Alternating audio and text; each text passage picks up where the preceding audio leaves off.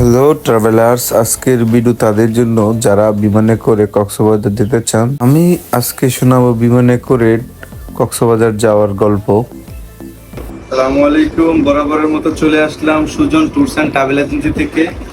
এই প্রথম আজকে আমি আমার জন্য টিকিট কাটলাম। এই আজকে বিমানে করে কক্সবাজার যাব। কয়টা?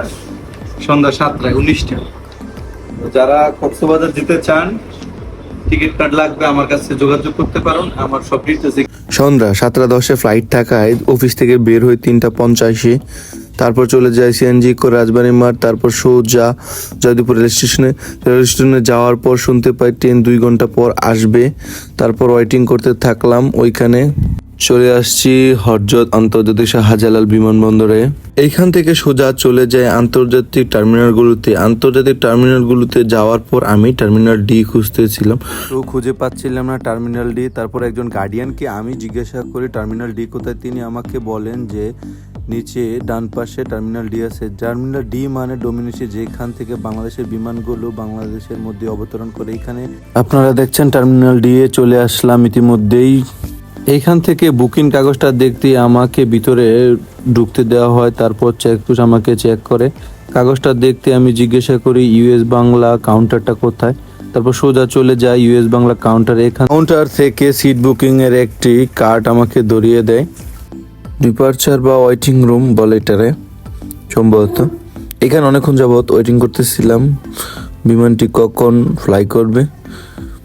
পরিশেষ ছোট্ট একটি বাসে করে আমাদেরকে নিয়ে যাওয়া হচ্ছে যেখান থেকে বিমানটি ফ্লাই করবে। আমার পাশেই ছিল একটা অন্য দেশের লোক, সম্ভবত চায়না।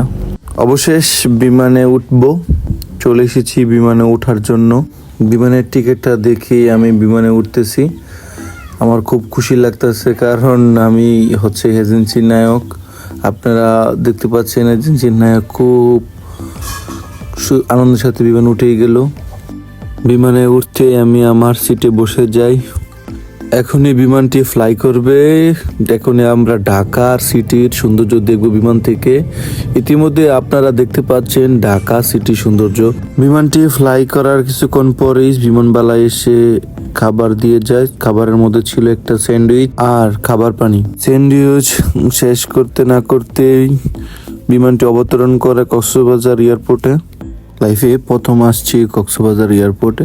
কক্সবাজার এয়ারপোর্ট দেখতে অনেক সুন্দর, বাট অনেক বিমান টিমান খুব কম। কক্সবাজার এয়ারপোর্টে এসে আরেকটা জিনিস আমার কাছে খুব প্রাউড ফিল মনে হইতেছে, সেটা হচ্ছে আমি বিমানে করে কক্সবাজার আসলাম। আমি একটা এজেন্সির নায়ক, একটা এজেন্সির ছোট্টখাটো মালিক। এইখানে আসার পর আমি দেখতেছিলাম সবাই সবার গন্তব্যে পৌঁছাচ্ছে, সবাই সবার ফ্যামিলি নিয়ে আসছে, ফ্যামিলি বন্ধু বান্ধব। আমি জাস্ট একাই চলে আসছি কক্সবাজারে, জাস্ট একটা অভিজ্ঞতার জন্য। কক্সবাজার এয়ারপোর্টে এসে সবাই সবার গন্তব্যস্থলে পৌঁছানোর চেষ্টা করতেছে। আমি কি করব সেটাই ভাবতেছিলাম। আমি নেমেই জিজ্ঞাসা করি কিভাবে কক্সবাজার বিচে যাব।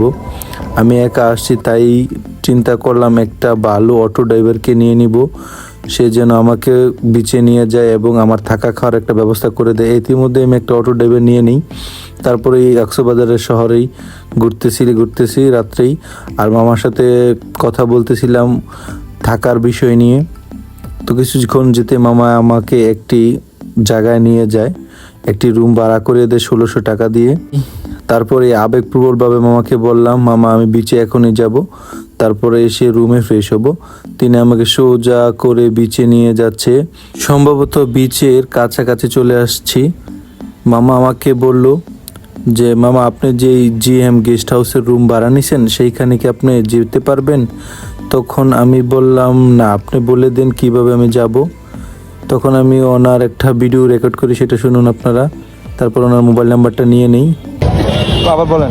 সাংস্কৃতিক কেন্দ্রে সামনে। এক আবেগপ্রবল মন নিয়ে বিচে চলে এলাম। এখানে এসে দেখি শত শত মানুষের আনন্দ মুহূর্ত, সবাই সবার মতো আনন্দ করতেছে। আমি একা চলে এসেছি, আমার সাথে কেউ নেই, জাস্ট একা সবার আনন্দগুলোই ফলো করতেছিলাম। কিছুক্ষণ যেতে না যেতেই কিছু লোক দেখতেছিলাম বিরহের গান গাচ্ছে, তো গানটা রেকর্ড করেছিলাম আমি আপনাদের জন্যই।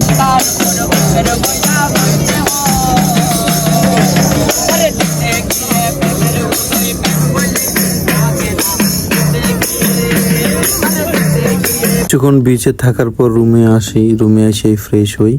এখন চিন্তা করছি কি খাওয়া যায়, তখন জিএম এর সাথে আলোচনা করলে তিনি আমাকে কিছু কথা বলেন। যে কোনো ধরনের সমস্যার জন্য হয়তো তিনি কারো নাম্বার নিতে বলছিল আমাকে। কি মাছ খেয়েছি মামা? কোন না সালমন ফিশ বারবিকিউ।